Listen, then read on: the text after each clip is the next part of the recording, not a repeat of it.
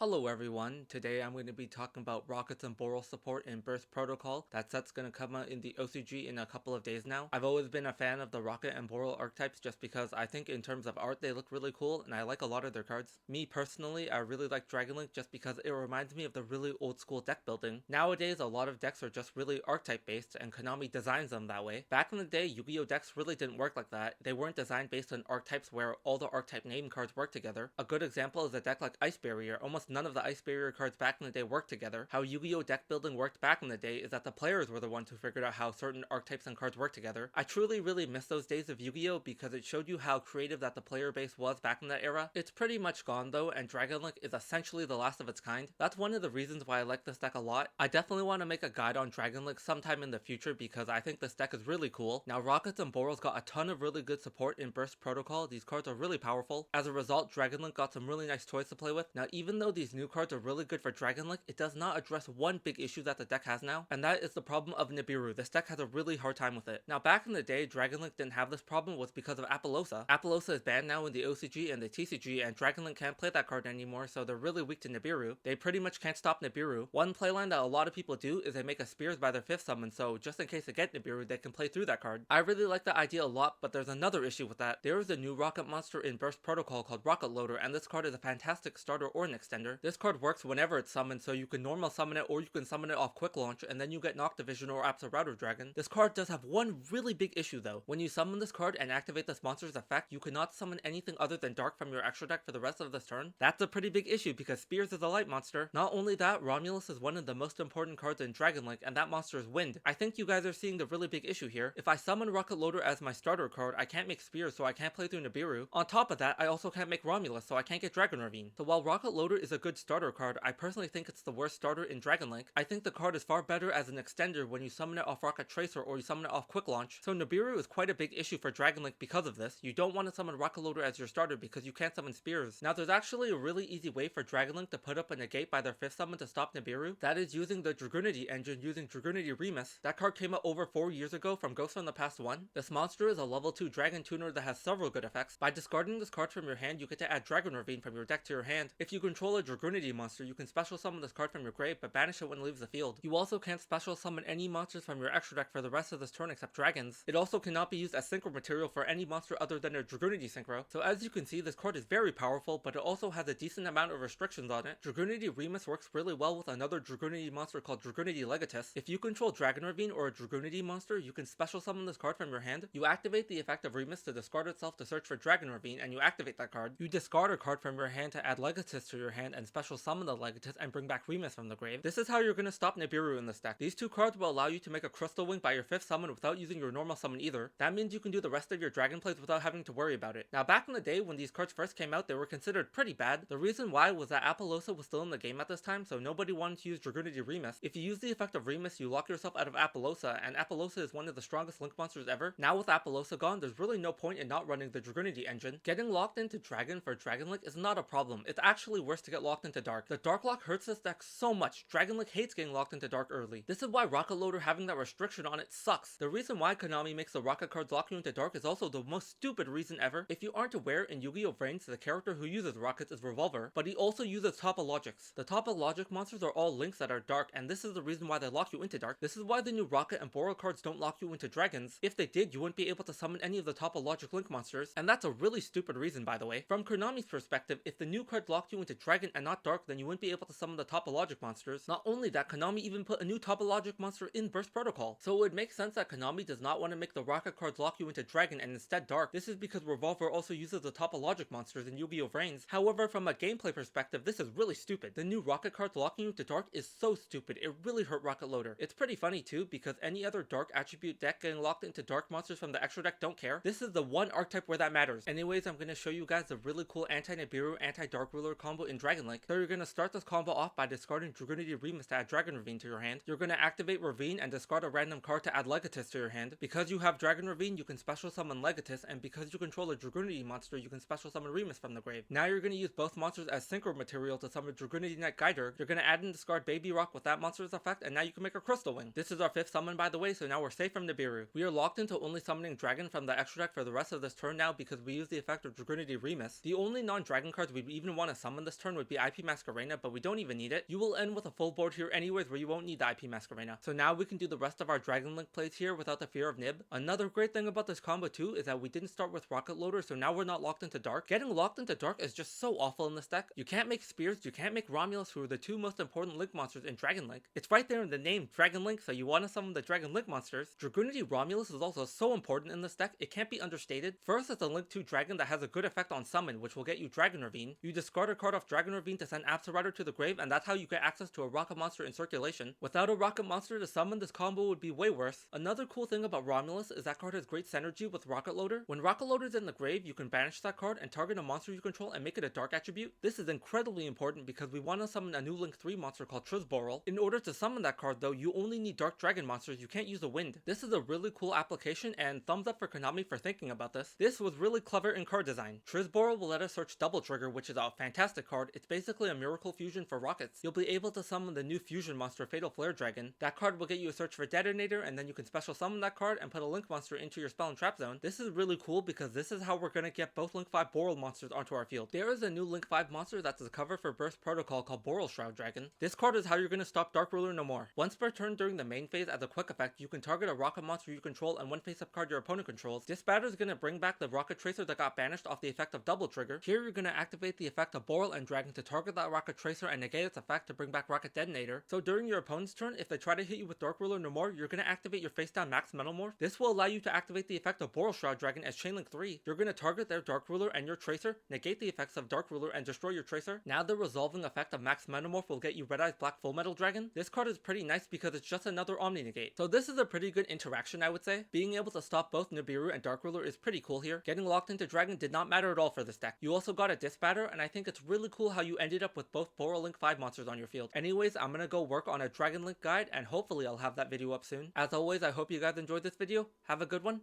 Take care.